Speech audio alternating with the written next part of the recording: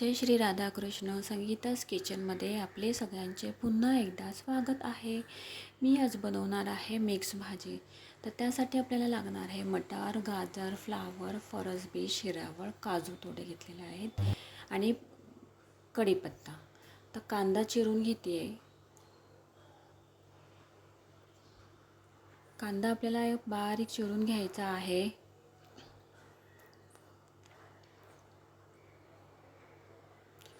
कांदा तर आपला चिरून झालेला आहे. कढईमध्ये 2 चम्मच तेल टाकून घेते.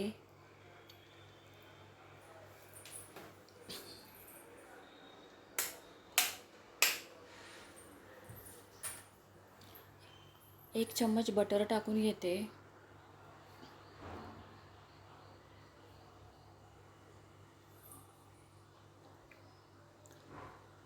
आता याच्यामध्ये थोडे काजू थोडेसे लालसर होईपर्यंत मी हे करून घेते, तळून घेते आणि आपल्या भाज्या सगळ्या टाकून घेते तेलामध्ये. सगळ्या भाज्या व्यवस्थित मिक्स करून घेते.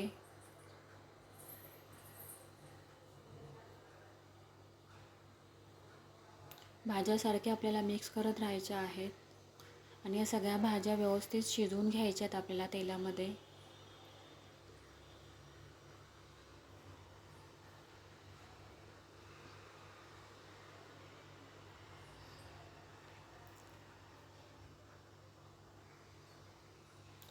भाज्या आपल्या सगळ्या व्यवस्थित मिक्स करून झालेल्या आहेत.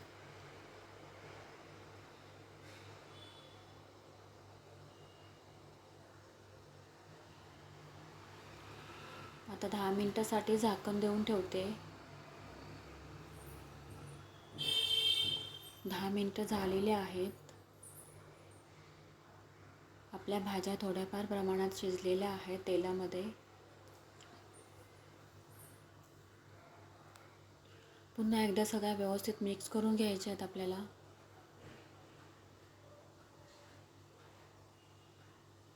थोड्याफार प्रमाणात शिजलेल्याही आहेत भाज्या आपल्या. आता या सगळ्या भाज्या वेगळ्या पातेलीमध्ये काढून घ्यायच्या आणि पुन्हा त्याच कढईमध्ये 2 चम्मच तेल टाकून घेते.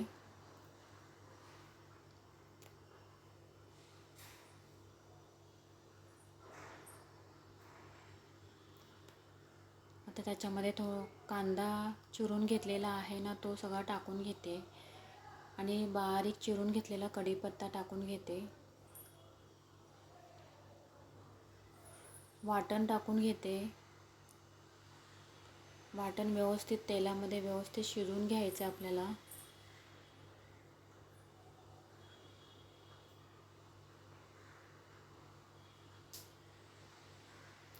वाटणला आपलं पूर्ण तेल सुटेपर्यंत व्यवस्थित सारखं मिक्स करत राहायचं आहे.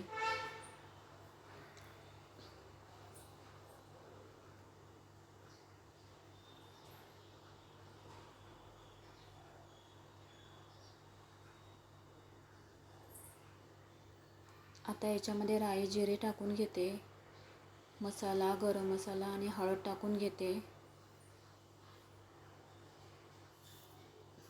हे सगळं व्यवस्थित मिक्स करायचं आहे आपल्याला. आणि आता आपल्या सगळ्या भाज्या टाकून घेते. व्यवस्थित मिक्स करत राहायचं आहे आपल्याला सारखं. पूर्ण मसाला भाज्यांना व्यवस्थित लागायला हवं म्हणून व्यवस्थित सारखं मिक्स करत राहायचं आपल्याला.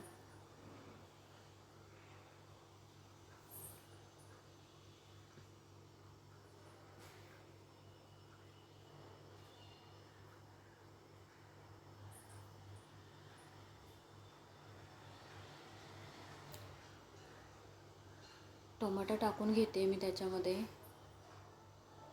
पुन्हा एकदा मिक्स करून घेते. थोडं पाणी टाकून घेते. मीठ टाकून घेते. हे सगळं व्यवस्थित मिक्स करून घ्यायचं. शिमला मिरची टाकून घेते. आता 10 मिनिटासाठी पुन्हा एकदा झाकण देऊन ठेवते. शिमला मिरची भाज्या थोड्या शिजायला आल्यावर नंतर शेवटी टाकायच्या. छान लागते भाजी. बघूया भाजी झाकण उघडून आता छान झाली आहे. पुन्हा एकदा व्यवस्थित मिक्स करून घ्यायची.